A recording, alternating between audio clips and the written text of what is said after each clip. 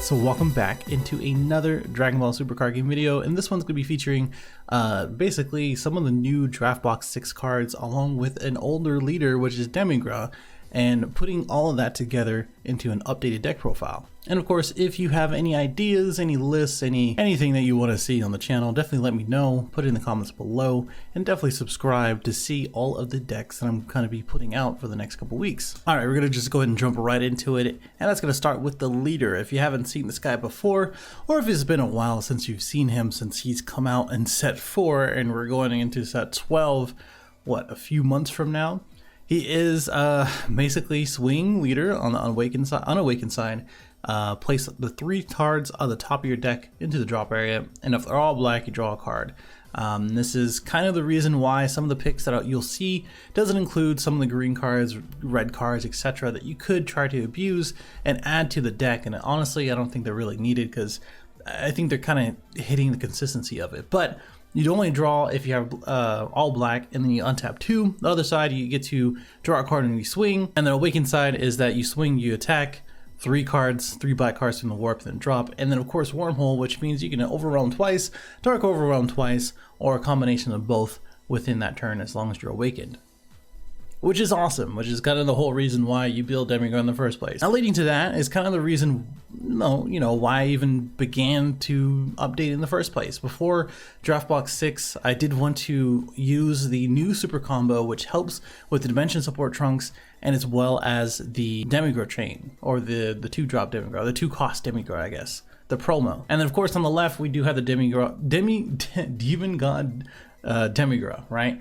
And he is probably one of the best cards out of the draft box, and honestly, because you can get this guy out on turn 2 and really just any turn with Demigra, because you only need 5 black battle cards in order for it to stay as Dark Overrealm, he really gives the deck quite a lot as far as removal, hand destruction, and just having a 30k body on the board that they have to deal with. And of course, both of these things really help the deck, not only in the mid-range, but also for draw, also for consistency, and for cycling. Now we kind of get down to the list, and when we really come down to it, it plays a lot of play sets. Honestly, you play a lot of 4-ofs because you want to see them, and because you need to see them, and it just becomes easy to kind of understand what your plays look like and what your options are.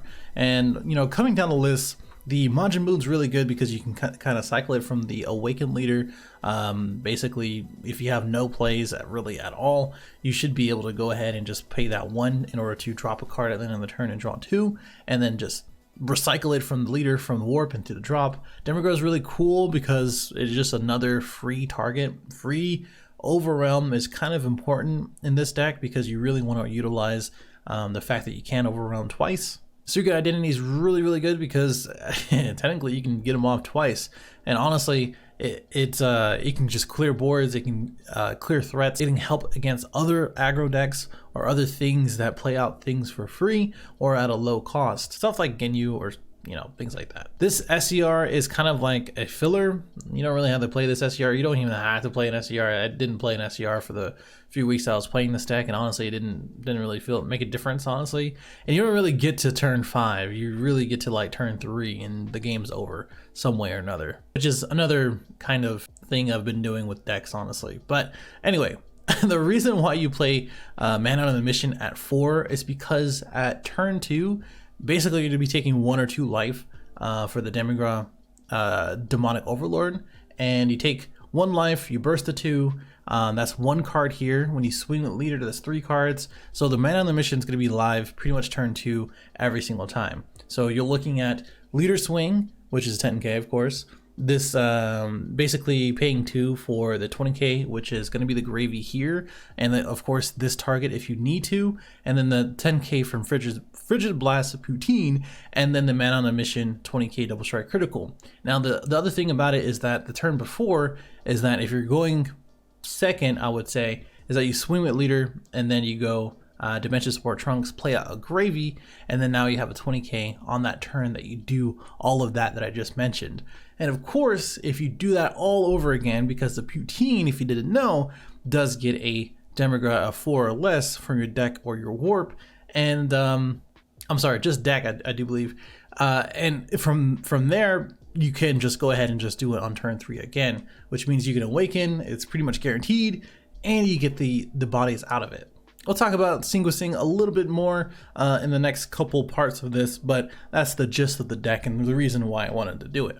Of course, the tag team Gohan is kind of an optional thing too. It's kind of a last minute into the deck. Didn't really play too much with it, but when I did play with it, it is nice to have an overwhelm go away and then the tag team Gohan to come in. And this new TP Mass Saiyan, you'll probably see this a lot in all my black decks now because it's just nice to have as a, not only for a 6-drop 30k body that gets you more cards into your drop, but also the activate battle. Once you pay a black, you pitch a card and you don't take damage for the battle. So that prevents critical, well, I guess double strike critical, double strike, triple strike, victory strike technically because you're not taking any damage from that, etc. So this is pretty damn good just to have as another option.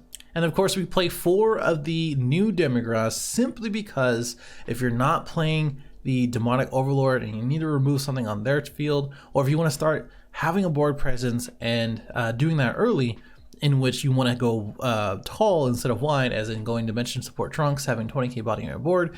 So a turn 2 having a Demon God Demigra and going against their Dormant Potential or something else like that. Then you have something that warps their hand, warps something on their board, and then draws you a card on that turn. Plus you can go ahead and establish one on the awaken phase if you want to awaken and then play another one. So those are the kind of the things that you kind of have to look out for when playing this deck. Play one chop it because you don't really want to mill it off the leader effect. If you draw it on the mulligan, you might want to keep it, so that way you just swing and then you don't have to, you basically are guaranteed to draw every single time. All right, let's go a little bit more into sequencing. Again, the turn 1 is basically the Dark Power Mass Saiyan, as in if you're going first, you want to establish that, so that way it stops a lot of free play, as in like Red Broly or really anything that plays anything from autos to activate mains 15k or less. And then going second, Dimension Support Trunks is probably the best option for you, so that way you swing, go 10k with your leader, you warp the 3 for Dimension Support Trunks. After paying 1, you get a 15k attacker and then 20k attacker critical. And then of course that vanilla is going to stay. They either have to deal with it or waste a swing on it for some reason. Otherwise, if you don't have one of these in your hand, which you really want to have one of these in your hand, or Frigid Blast routine, then you just swing with leader. After you play this guy, play this for free, and then add one of your Demigras to your deck, which is this is the only target, which I'm sure I will answer some questions in the next part about why there's no other Demigras. Of course, Man in the Mission, I already explained that in the previous part, in which you play the Demonic Overlord, you have the 6 in your drop, you have this for free, you swing for double strike critical, and then now you're swinging with all the other stuff that you have. But of course, this guy is for removal, and of course, if you want to go tall and then go wide afterwards.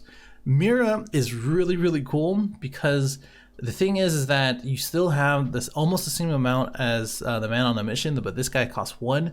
Basically, what you're going to be doing is Demonic Overlord Demigra, and then you awaken afterwards, have that untap 2, swing with something, go for Champa if you have it in your hand, or another extra card, go for Mira after that, draw 1 and untap 1 on their turn, have a 30k double striker, and then overwhelm again, which Dimension Support Trunks is probably going to be that option. And by that time, there's going to be a lot of aggression, which honestly a lot of decks really can't handle. And really, when you really think about it, I think the only things that hurt this deck is just like counterplays that prevent the 3-drop Demigra to play out the Gravy and Poutine.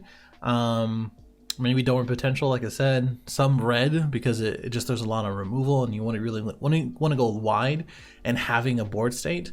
And yeah, maybe other aggro decks, because this deck, it does have options for aggro, like you can put in instead of the power burst like Protecting the People or something else like that.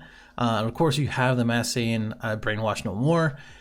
You have options there, but honestly, it doesn't really do too well against aggro. But other than that, you kind of just swing face and just do well. Like this deck and the deck that I'm going to be putting out a few days from now, kind of do the same thing as far as that go. You either win really well, or you kind of grind it out and build a board and just win. Now the cards to consider again is going to be the Demigra stuff, like this new card here, the Overwhelm 4, and then pay 1 after you auto or you Overwhelm basically, and you get to play a 5-drop like this guy or another. I think yeah, it has to be cost of 5. So the this Demigra gets to be played out. But you don't get the auto effect for the draw, the removal, and etc. It doesn't even, well, it does stay, but it has to be in rest mode, which the next turn you get a 30k Warper card out of their hand. But honestly, this is not that great. Yeah, it's a 20k body for 4. I don't really like it. I just honestly don't really like it. Again, same thing for this. If you really want to play that, maybe it's a sideboard card. Honestly, like this whole thing is a cyber card. People like the Demigra's Thrall because you get to play them for free, but also swing and get more cards from your warp into your drop to make your Overwhelm more consistent. But honestly, this deck is super linear in the Overwhelm. You don't really need that, and it's pretty consistent as well.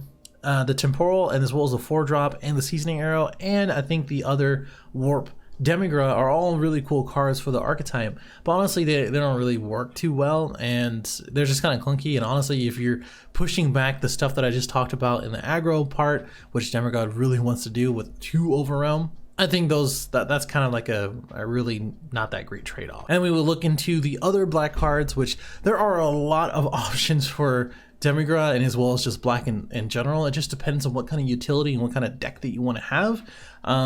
For the Super Saiyan 4 Gohan, I think that's one of the better unisons for this deck, other than maybe the Super Saiyan 4 Vegeta. And the reason why is because you do have the Overwhelm to add a marker, and then also placing up to two black battle cards from your warp and drop area again for Overwhelm, and getting back more 30k, 20 to 30k from your hand for the -3, which is pretty easy to get in this deck, honestly.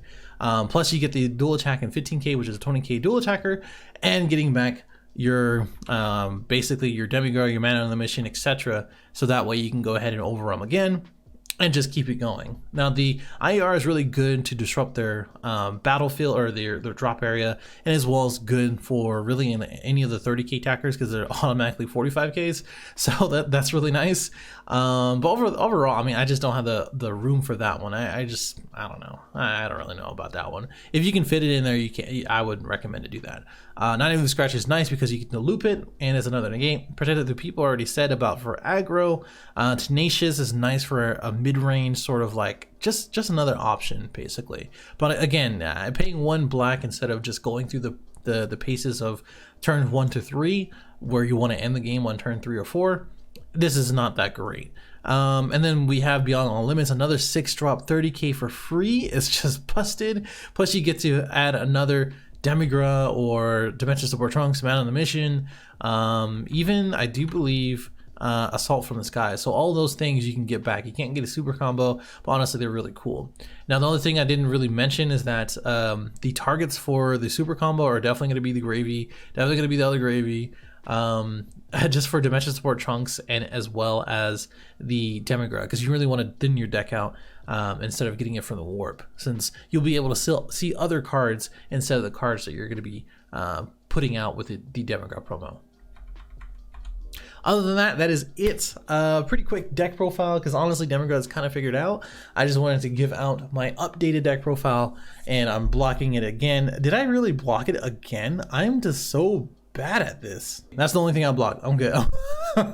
Anyway, so just let me know what you think in the comments below. Again, pretty quick deck profile. If you just take this list straight up and you just do the sequencing I told you, you'll see why I really like this deck and why I think it has potential not only in the format, but just as, you know, deck builders in general. Like if you start building and thinking about the text that you like in this deck or this version of the deck, I think that's where Demigra is, and I think that's where black is right now. Just thinking about what you really want in the deck. Other than like Vegex. Vegex is kind of like put in Vegex stuff, put in some Overwhelm, put in the promo, and you're good. Like there's not really much to think about that. But other Overwhelm decks, other black decks, even Toa, you know, they have all options and utility that you can kind of customize and put to your liking, basically. But let me know what you think in the comments below. Subscribe if you are new, and I'll see you in the next one.